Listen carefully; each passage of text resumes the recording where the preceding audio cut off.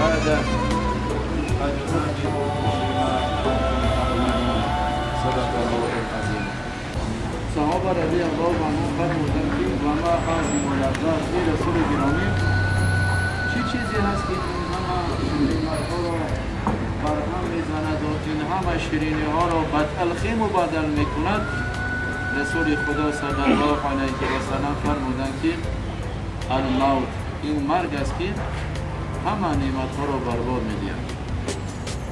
و این بیماری هایی که انسان هم در زندگی میکشد اینها به هم و پاداش نیستند. دو جنبه مثبت دارند، یکی همین که کمبودی ها برطرف می شود و دیگر این که باعث رفع درجات در قیامت قرار می شود.